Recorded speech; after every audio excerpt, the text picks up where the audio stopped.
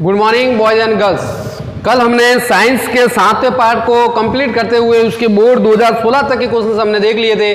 आज हम 3 साल के और पेपर को डिस्कस करेंगे, किसमें साइंस का पार्ट था 7, परमाणु सिद्धांत, तत्वों का आवर्ती वर्गीकरण, उनके गुणधर्म। कंप्लीटली पार्ट के अंदर हम बोर्ड के क्वेश्चंस देख रहे थे। आज हम देखेंगे 2015 के क्वेश्चंस। बोर्ड 2015 में कौन से क्वेश्चंस पूछे हुए हैं वो हम देखेंगे। बोर्ड 2015 देखो, पहला क्वेश्चन है इसका, आधुनिक आवर्त सारणी में आवर्तव समूह की संख्या बताइए। पहला क्या सवाल है, आधुनिक आवर्त सारणी में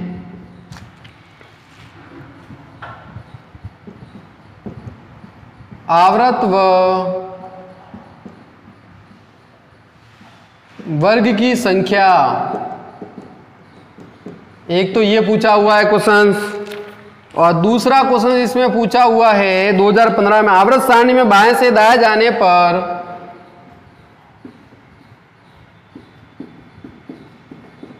आवर्त सारणी में बाएं से दाएं जाने पर निम्न में क्या परिवर्तन होता है। निम्न में क्या परिवर्तन होता है। निम्न में क्या परिवर्तन होता है। इसमें पहला है परमाणु आकार,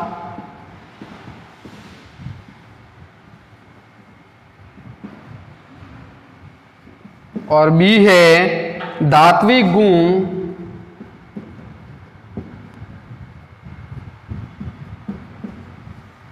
और सी है संयोजकता इलेक्ट्रॉन की संख्या, और सी इसमें दिया हुआ है संयोजकता इलेक्ट्रॉन की संख्या, संयोजी इलेक्ट्रॉन की संख्या।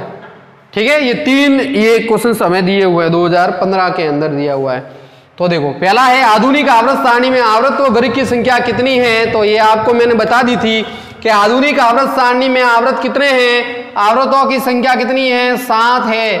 आवर्त की संख्या कितनी है, 7, और वर्ग कितने हैं, तो वर्ग की संख्या है 18। ये आधुनिक आवर्त सारणी की बात करें तो आवर्त 7 है और वर्गों की संख्या कितनी है, 18। जबकि मेंडलीव की आवर्त सारणी में आवर्त कितने थे, 6 थे, और वर्ग कितने थे, 8 थे, लेकिन उनके उपवर्ग बनाए हुए थे 2-2। समझ गए। तो आधुनिक आवर्त सारणी मौजले ने जो दी है उसमें 7 आवर्त है, और सबसे मान्य जो आधुनिक आवर्त सारणी जो अभी जो चल रही है वर्तमान में, ठीक है ना, मॉडर्न पीरियोडिक टेबल, तो उसके अनुसार 7 तो आवर्त है और वर्ग कितने हैं, 18 है। अब बात आई दूसरे की, तो देखो आवर्त सारणी में बाएं से दाएं जाने पर निम्न में क्या परिवर्तन होता है। ये सारी चीजें मैंने बताई है।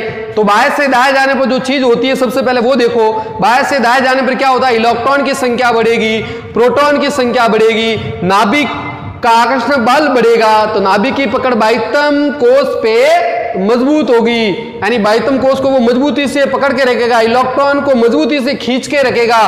तो क्या चेंज होगा इनमें, देखो परमाणु आकार, कल ही हमने पढ़ा था परमाणु आकार क्या होगा बाएं से दाएं जाने पर। तो मैंने कल ही बताया था, क्योंकि कल भी ये सवाल आया था। परमाणु आकार का मतलब जब बाएं से दाएं जाए तो इलेक्ट्रॉन की संख्या बढ़ेगी, प्रोटॉन की संख्या बढ़ेगी, नाभिक की पकड़ बाह्यतम इलेक्ट्रॉन पे मजबूत होगी, और फलस्वरूप आकार घटेगा। इसका मतलब परमाणु आकार में क्या होगी, कमी आएगी। क्या लिखेंगे, परमाणु आकार में कमी।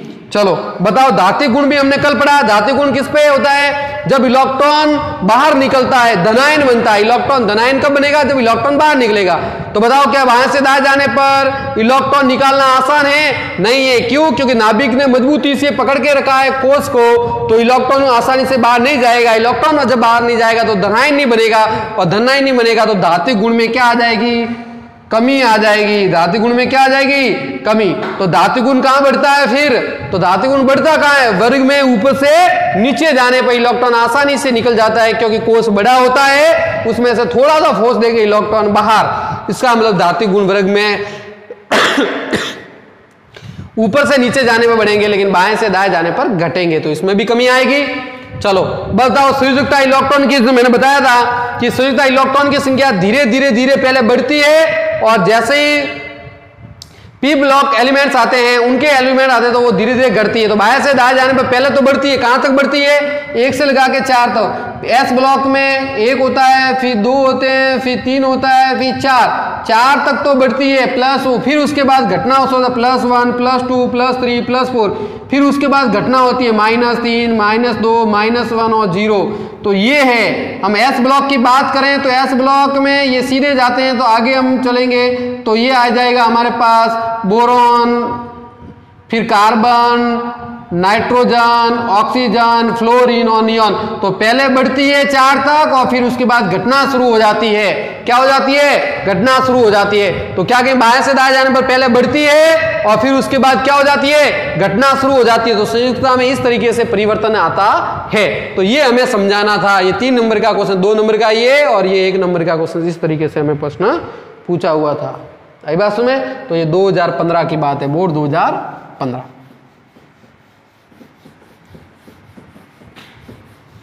अब आते हैं हम बोर्ड 2014। बोर्ड 2014 में देखो, बोर्ड 2014 में क्या है, बोर्ड 2014 की बात करते हैं हम। अब हम बात करते हैं बोर्ड 2014। देखो बोर्ड 2014 में क्या पूछा हुआ हमें, पहला क्वेश्चन पूछा हुआ है सोडियम, क्लोरीन और सिलिकॉन में से कौन उपधातु है, कौन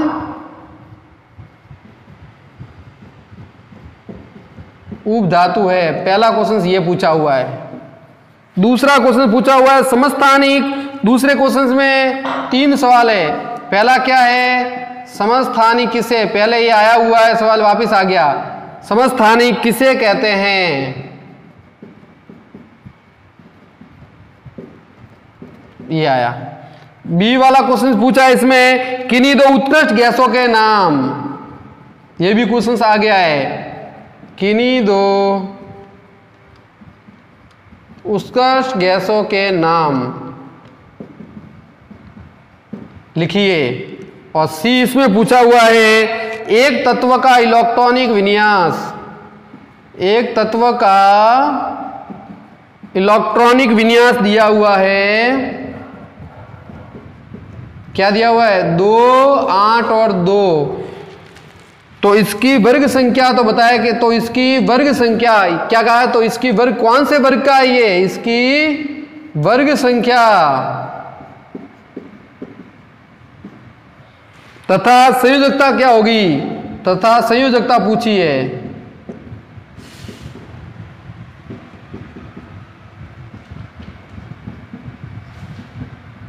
दो क्वेश्चन पूछे, तो इसकी संयोजकता क्या होगी, ये क्वेश्चन 2014 बताओ। अरे सोडियम धातु है, क्लोरीन गैस है और सिलिकॉन उप धातु है। ये तो मैंने बताया था, उप धातु है, कल ही बताई मैंने, कौन सी, boron, silicon, arsenic, antimony, germanium, फिर हमने पढ़ा था टेल्यूरियम और पोलोनियम। ये सारी क्या थी, उप धातुएं थी, सारी क्या थी, उप धातुएं थी। तो बताओ इसमें से सिलिकॉन आ गया ना, बताओ क्या है, ये उप धातु है, ये सोडियम धातु है, क्लोरीन एक गैस है। आई बात सुन में, यह अधातु भी हम इसे कहते हैं, ये अधातु भी है, अधातु हो सकती है जो गैस के रूप में है, और ये सिलिकॉन उप धातु है। तो ये वाला आंसर इसमें राइट है। बताओ समस्थानिक किससे कहते हैं, कल ही मैंने बताया, समस्थानिक का मतलब जिनके परमाणु क्रमांक समान हो, एक ही तत्व के वे एलिमेंट जिनके परमाणु क्रमांक समान हो लेकिन परमाणु भार अलग अलग हो, उन्हें हम कहते हैं समस्थानिक। क्या कहते हैं, समस्थानिक कहते हैं। जिनके परमाणु क्रमांक समान हो, परमाणु भार अलग अलग हो, उन्हें हम क्या कहते हैं, समस्थानिक कहते हैं। तो ये भी हो गया। बताओ किन्हीं 2 उत्कृष्ट गैस, उत्कृष्ट गैस मैंने बताया था वर्ग 18, आवर्त सारणी के वर्ग 18 की जो गैसेज है वो क्या है, उत्कृष्ट गैस की श्रेणी में आती है। कौन कौन सी है बताओ, एक तो हो गया helium, neon, argon, krypton, xenon और रेडन। तो ये वाली जो गैसेज है वो क्या है, उत्कृष्ट गैस है। किसी 2 के नाम आपको लिखने हैं, ये सारी गैसेस क्या है, उत्कृष्ट गैसेस। तो किसकी है, वर्ग 18 एलिमेंट्स, वर्ग 18 की है, वर्ग 18 में आती है, जिन्हें हम उत्कृष्ट गैस कहते हैं, अक्रिय गैसें कहते हैं, किसी के साथ कोई रिएक्शन नहीं करती क्योंकि इनका बाह्यतम कोश पूरा होता है, ये पूरी स्थायी होती है, इसके साथ इस कारण को कहते हैं हम उत्कृष्ट गैसें।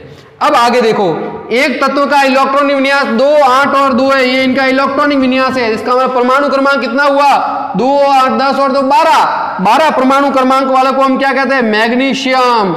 मैग्नीशियम का परमाणु क्रमांक 12। तो इलेक्ट्रॉनिक विन्यास किसका है, मैग्नीशियम क्या है, 2, 8 और 2। अब 2 किस में आता है, तो ये वर्ग 2 की बात है, वर्ग 2 में आता है, किस में आएगा, तो किस वर्ग में आएगा, वर्ग 2 में, वर्ग 2 में आता है मैग्नीशियम। वर्ग 2 के जो है बिना मांगे काजू केसर बादाम राई, मतलब मैग्नीशियम, ये कैल्शियम उसमें आता है। तो मैग्नीशियम 12 जो है ये है, कौन सा है तत्व, ये तत्व है मैग्नीशियम 12 और इसका परमाणु क्रमांक होता है इलेक्ट्रॉन या 2, 8 और 2 होता है। अब ये पूछा तो इसकी वर्ग संख्या बताओ, कौन से वर्ग में आता है, वर्ग आता है 2 में। वर्ग 2 के अंदर यानी किसका, एस ब्लॉक का एलिमेंट्स है, और एस ब्लॉक के एलिमेंट्स क्या होते हैं, धातु कहलाती है, धातु, क्षारीय मृदा धातु, धातु और क्षारीय मृदा धातु के अंदर ये आएगा मैग्नीशियम। और 2, 8 और 2। अब संयोजकता पूछिए, और क्या पूछा है कि संयोजकता क्या होगी, तो संयोजकता मैंने क्या बताया था आपको, किसी के बाह्यतम कोश में उपस्थित इलेक्ट्रॉन की संख्या को उसकी हम क्या कहते हैं, संयोजकता। किसी तत्व के बाह्यतम कोश में, परमाणु के बाह्यतम कोश में उपस्थित इलेक्ट्रॉन की संख्या ही उसकी क्या कहलाती है। तो बताओ बाह्यतम कोश में कितने इलेक्ट्रॉन है, सबसे बाहर वाले में, पहले में 2 भरे, दूसरे में 8 भरे, तीसरे में 18 आ सकते हैं, इसके पास तो 2 ही है। इसका मतलब इसकी संयोजकता कितनी हुई, +2 संयोजकता हुई। तो ध्यान रखना, मैग्नीशियम की संयोजकता कितनी होती है, +2, ये इसकी क्या हुई, संयोजकता हुई। आई बात समझ में। तो ये था बोर्ड 2014 के क्वेश्चंस, तीनों क्वेश्चंस। अब हम बात करते हैं बोर्ड 2013 की, किसकी बात करते हैं, बोर्ड 2013 की। ये सारे क्वेश्चन इंपॉर्टेंट क्वेश्चन हैं, उनको आप जरूर लिखते रहे, ध्यान रखना, इंपॉर्टेंट क्वेश्चंस को आपको लिखना है।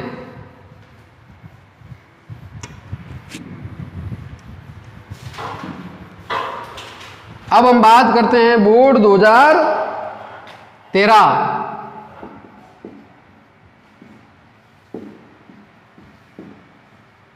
बोर्ड 2013 की बात करते हैं। बोर्ड 2013 में क्या क्या क्वेश्चन पूछे हुए हैं। पहला क्वेश्चन पूछा हुआ है इसमें, न्यूलैंड्स की कल्पना के अनुसार, न्यूलैंड्स की कल्पना के अनुसार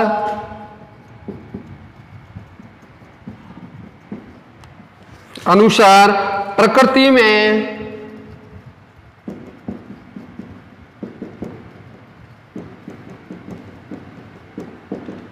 कुल तत्वों की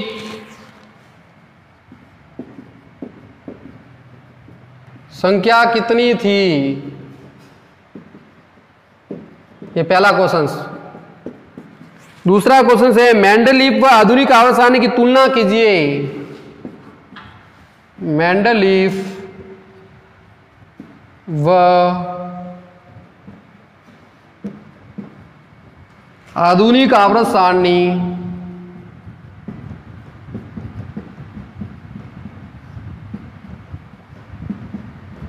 की तुलना कीजिए। मेंडलीफ व आधुनिक आवर्त सारणी की तुलना कीजिए। किस किस गुणों के आधार पे, पहला करना है वर्गों के आधार पे। किसके आधार पे, वर्गों के आधार पे। दूसरा का है तत्वों के गुणों के आधार पे।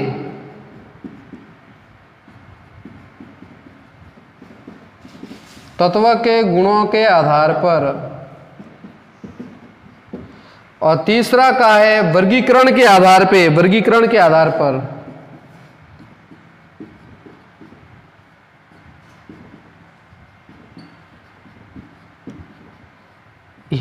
तीन चीजें इसने दी हुई है, इनके आधार पे इनकी तुलना करनी है। तो पहला का है न्यूलैंड की कल्पना के अनुसार प्रकृति में कुल तत्वों की संख्या कितनी थी। तो मैंने बताई थी कि न्यूलैंड के अनुसार प्रकृति में कुल तत्वों की संख्या जो है वो कितनी थी, 56। कितनी, इसने कहा था कि तत्वों की कुल संख्या इसकी कल्पना के अनुसार कितनी, 56 एलिमेंट जो है वो प्रकृति में ज्ञात है। किसने कहा था, न्यूलैंड्स ने। जबकि आज कितने प्रकृति में ज्ञात तत्व है? 118 एलिमेंट्स। कितने?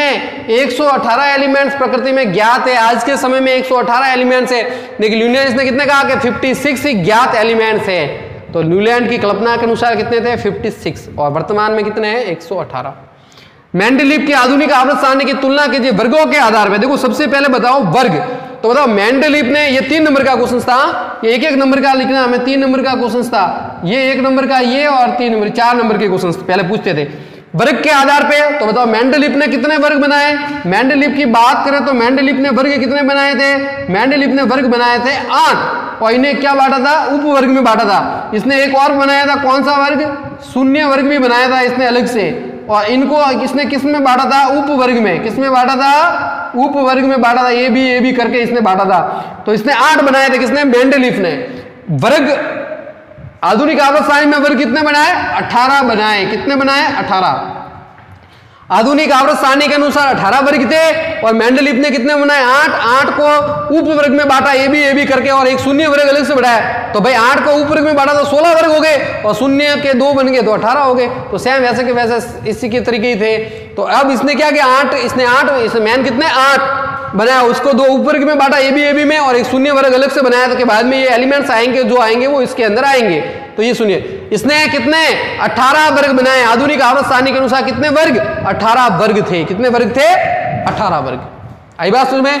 अब तत्वों के गुणों के आधार पे इसने क्या किया? तत्वों को समान गुण वालों को एक ही वर्ग में रखा, लेकिन कहीं कहीं इसने नियम को तोड़ा। ध्यान रखना, इसने समान गुण वालों को क्या किया? एक ही वर्ग में रखा, कि समान गुण वाले जो एलिमेंट्स थे उनको एक ही वर्ग में रखा। इसके लिए उसने कहीं कहीं आवर्त सारणी को तोड़ा भी। जैसे टेलुरियम जो है वो आयोडीन के बाद आना चाहिए, लेकिन वो आयोडीन इससे पहले आना चाहिए था, लेकिन ये इसने सही नहीं किया। तो तत्वों के गुणों के मतलब एक ही तत्व को एक ही वर्ग के अंदर जो समान गुण वाले थे उनको एक ही वर्ग में इनको रखना था, लेकिन कहीं ना कहीं इसकी मिसअंडरस्टैंडिंग हो गई कि इसको अलग अलग हो गया। समझ गए ना? मतलब समान गुण वाले वो अलग अलग वर्गों में चले गए, कुछ समान गुण वाले एक ही वर्ग में आ गए। तो ये तत्व गुण इसने क्या किया? आधुनिक आवर्त इसने भी समान गुण वाले को एक ही वर्ग में रखा, जिनकी संयोजकता सेम है। सिर्फ एक काम इसने क्या किया? लैंथेनाइड और एक्टिनाइड, कुछ एफ ब्लॉक के एलिमेंट्स को इसने बाहर भी रखा कि उनके गुण सेम थे, उनके जगह आवर्त सारणी में स्थान नहीं तो उनको अलग रखा। रिक्त स्थान इसने भी छोड़े, रिक्त स्थान इसने भी छोड़े थोड़े बहुत। तो समान गुण वालों को एक ही वर्ग में आए, इसके लिए उसने भी इसी प्रकार के वर्ग और आवर्त बनाए। अब बताओ वर्गीकरण का आधार क्या था? इसके वर्गीकरण का आधार था परमाणु भार के आधार पर वर्गीकृत किया। परमाणु भार के आधार पे किसने? मेंडलीफ ने परमाणु भार, और इसने परमाणु क्रमांक के आधार पे वर्गीकरण किया। परमाणु क्रमांक के बढ़ते क्रम में, और इसने परमाणु भार के बढ़ते क्रम में, इसने परमाणु भार के बढ़ते क्रम में, और इसने परमाणु क्रमांक के बढ़ते क्रम में उसने व्यवस्थित किया।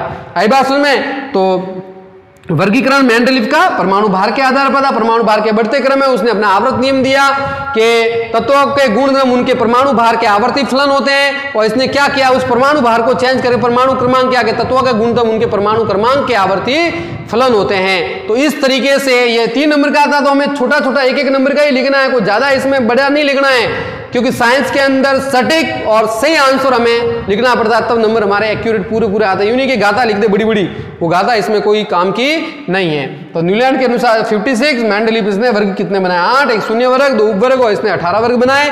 तत्वों के गुण, तब इसने भी समान गुणों को वाले तत्वों को एक ही वर्ग में रखा, लेकिन कई इसने आवर्त के अंदर अपने नियम को तोड़ा भी।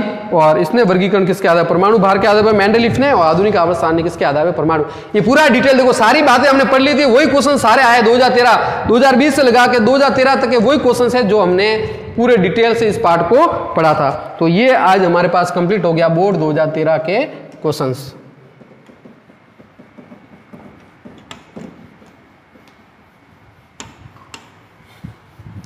तो कंप्लीट हो गए हमारे पास आज पार्ट 7। केमिस्ट्री के 3 पार्ट कंप्लीट हो चुके हैं। अब हम इसका अगला क्वेश्चन पार्ट लेंगे, पार्ट नंबर 8, ताकि केमिस्ट्री हमारी पूरी क्या हो जाएगी?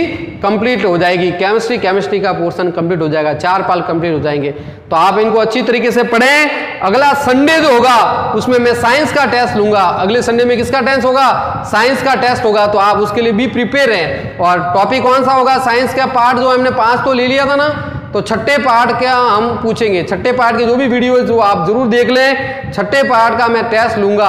साइंस का जो 6 पार्ट है, 6 पार्ट का टेस्ट होगा, तो आप अच्छी तरीके से 6 पार्ट को पढ़ लें। संडे को टेस्ट हो सकता है, इसलिए ध्यान रखना। एक मैं पहले बता दूंगा आपको, वैसे मैंने कह दिया है कि संडे को साइंस का टेस्ट होगा, तो मतलब साइंस का टेस्ट होगा ही, ध्यान रखना। तो छठा पार्ट जो है उसकी आप अच्छी तरीके से तैयारी करें। वीडियो सारे अवेलेबल है, मैंने आपकी पूरी प्लेलिस्ट बना दी। आप YouTube पे देखोगे तब आपको उसके अपने चैनल के अंदर, मीरू स्कूल जालौर के चैनल में प्लेलिस्ट में आपको साइंस का सारे वीडियो देखेंगे। तो छठे छठे पार्ट के जितने भी वीडियो है वो क्रम से आप देख लें और उनसे वापस अध्ययन कर लें, समझ गए? अच्छी तरीके से उनको पढ़े और अच्छा टेस्ट हो। टेस्ट में सबसे ज्यादा से ज्यादा लड़के भाग लें, क्योंकि अब बहुत दिन हो गए, मैंने लड़कों के घर तक जाना है, तो जो भी अपना होमवर्क है वो मैं चेक करने आऊंगा 1-2 दिन में। जिन जिन लड़कों ने अपना होमवर्क कंप्लीट रखें और सही तरीके से रखें। आप पढ़ रहे हो कि नहीं पढ़ रहे हो, क्योंकि जल्दी स्कूल, ठीक है, एक 15-20 दिनों बाद हो सकता है स्कूल खुल जाए, तो इसलिए अपना अध्ययन जारी रखें और अच्छी तरीके से इनको पढ़ें। तो आज के लिए इतना ही। नेक्स्ट वीडियो हम कल अपलोड करेंगे नए पार्ट के साथ। धन्यवाद।